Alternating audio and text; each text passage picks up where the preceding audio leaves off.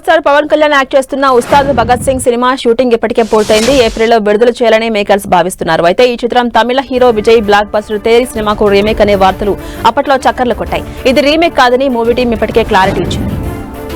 Super star Mahesh Babu హీరోగా, Priyanka Chopra heroine గా కలిసి యాక్ట్ చేస్తున్న భారీ మూవీ వారణాసి. ఈ మూవీని దర్శక ధీరుడు ఎస్ఎస్ రాజమౌళి తెరకెక్కిస్తున్నారు. ఈ మూవీ షూటింగ్ ప్రస్తుతం శరవేగంగా కొనసాగుతోంది. 2027 వేసవి కానుక ఈ మూవీని విడుదల చేయాలని మేకర్స్ ప్లాన్ చేస్తున్నారు.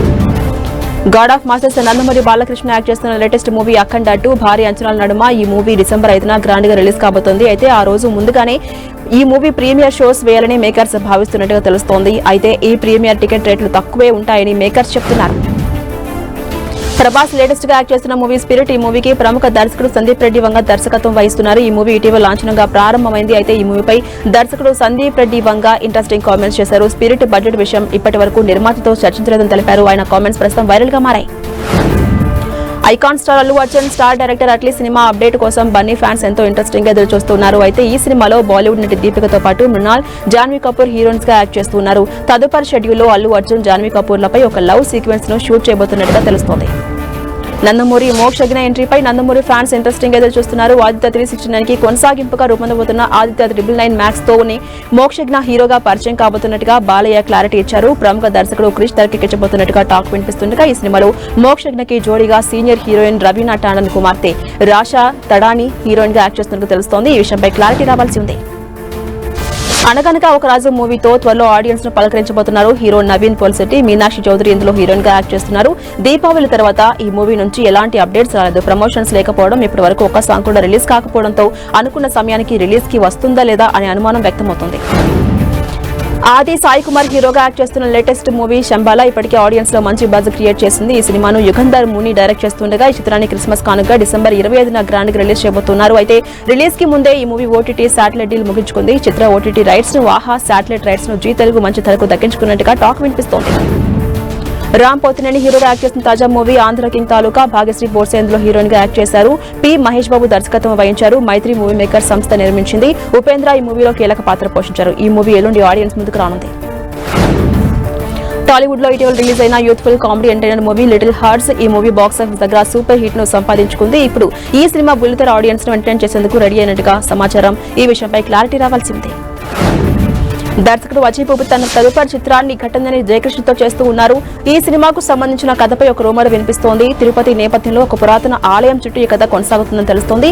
ఈ కథ మొత్తం ఒక సస్పెన్స్ క్రైమ్ థ్రిల్లర్ గా ఉంటుందని సినీ సర్కిల్స్ లో టాక్ వినిపిస్తోంది. న్యూయార్క్ వేదికగా జరుగుతున్న 53వ ఇంటర్నేషనల్ ఎమ్మీ అవార్డ్స్ లో భారత్ కు నిరాశ ఎదురైంది. ఈ అవార్డ్స్ లో బరిలో బాలీవుడ్ మూవీ అమర్ సింగ్ చంకీలా పోటీ పడింది. కానీ మినీ సిరీస్ విభాగంలో ఈ చిత్రానికి బదులు లాస్ట్ బాయ్స్ అండ్ ఫెయిరీస్ అనే మూవీ అవార్డును సొంతం చేసుకుంది. శ్రద్ధాదాస్, మాస్టర్ మహేంద్రన్, అజయ్ ప్రధాన పాత్రలో త్రికాల చిత్రం రూపొందింది. ఇప్పటికే విడుదలకు చేసిన ట్రైలర్ కు ప్రేక్షకుల నుంచి సాలిడ్ రెస్పాన్స్ వచ్చింది. ఈ మూవీ డిసెంబర్లో రిలీజ్ కానుంది. ధనుష్ హీరోగా, ఆనంద్ ఎల్రాయ్ దర్శకత్వంలో రూపొందించిన రొమాంటిక్ డ్రామా తేరే ఇష్క్ మెయిన్ కృతి సరని ఇందులో హీరోయిన్ గా యాక్ట్ చేశారు. తెలుగులో అమర కావ్యం పేరుతో ఈ మూవీ ఆడియన్స్ ముందుకు రానుంది. ఈ మూవీ ఎల్లుండి హిందీతో పాటు తెలుగులో కూడా విడుదల చేస్తున్నారు. ఈ సినిమాకి ఏఆర్ రెహమాన్ సంగీతం అందించారు. చిన్న బడ్జెట్ తో రూపొందించి భారీ రికార్డులు కొల్లగొట్టిన గుజరాతీ మూవీ లాలో కృష్ణ సదా సహాయ్ అయితే 50 లక్షల బడ్జెట్ తో తెరకెక్కించిన ఈ సినిమా 100 కోట్ల దిశగా దూసుకెళ్తోంది. ఈ గుజరాతీ సినిమా 7 వారాల క్రితం ఎటువంటి అంచనా లేకుండా థియేటర్స్ లో విడుదలైంది. తమిళ స్టార్ హీరో సూర్య, తెలుగు దర్శకుడు వెంకీ అట్లూరి కాంబోలో ఒక సినిమా రాబోతుంది. ఈ సినిమాపై భారీగా అంచనాలు ఉన్నాయి. తాజాగా ఈ సినిమా లాంగ్ షెడ్యూల్ కోసం వెంకీ అట్లూరి ప్లాన్ చేస్తున్నాడు. ఈ షెడ్యూల్ కోసం హైదరాబాద్ లో భారీగా సెట్ వేస్తున్నట్టుగా తెలుస్తోంది. వచ్చే 2వ వారం నుంచి జరగబోతున్న ఈ లాంగ్ షెడ్యూల్లో సూర్యపై యాక్షన్ సీన్స్ తో పాటు ఒక సాంగ్ ను కూడా షూట్ చేస్తారని తెలుస్తోంది. ఈ చిత్రంలో అందాల భామ మమితా బైజు హీరోయిన్ గా యాక్ట్ చేస్తున్నారు. తమిళ actor cum director Pradeep Ranganathan ఈ ఏడాదిలో డ్రాగన్, డ్యూడ్ సినిమాలతో వరుసగా 100 కోట్ల హిట్లు అందుకున్నారు. దీంతో తన నెక్స్ట్ మూవీపై ఫోకస్ పెట్టినట్టుగా తెలుస్తోంది. ఈ క్రమంలో ప్రదీప్ ఒక ప్రముఖ దర్శకుడు చెప్పిన కథను విన్నట్టుగా తెలుస్తోంది. ఆ కథ ప్రదీప్ కు బాగా నచ్చడంతో కథను ఓకే చెప్పినట్టుగా తెలుస్తోంది. ఈ విషయంపై క్లారిటీ రావాల్సి ఉంది. మరోవైపు ప్రదీప్ రంగనాథన్ హీరోయిన్ గా, కృతి శెట్టి హీరోయిన్ గా కలిసి యాక్ట్ చేస్తున్న movie love insurance company. Star heroine Nayanthara భర్త, క్రియేటివ్ డైరెక్టర్ విఘ్నేష్ శివన్ తెరకెక్కించిన ఈ మూవీ డిసెంబర్ 18న విడుదల కానుంది. ట్రైలర్ సాంగ్స్ తో సినిమాపై భారీగా హైప్ రాగా ఇది కూడా పాజిటివ్ టాక్ తెచ్చుకుంటే 100 కోట్ల మార్కు చేరడం చాలా ఈజీ అని ట్రేడ్ వర్గాలు చెప్తున్నాయి. The family man 3 web series తో మరోసారి శ్రీకాంత్ తివారీగా ఇటీవల ఆడియన్స్ ను పలకరించారు. నటుడు మనోజ్ బాజ్పేయి కథల ఎంపికలో ఆశతూచి అడుగులేసే ఆయన స్టార్ అనే బిరుదును పట్టించుకోనని చెప్పారు. ది ఫ్యామిలీ మ్యాన్ సీజన్ 4 రాబోతుందని, అందులో అన్ని సమాధానాలు దొరుకుతాయని సోషల్ మీడియా వేదికగా తెలిపారు మనోజ్.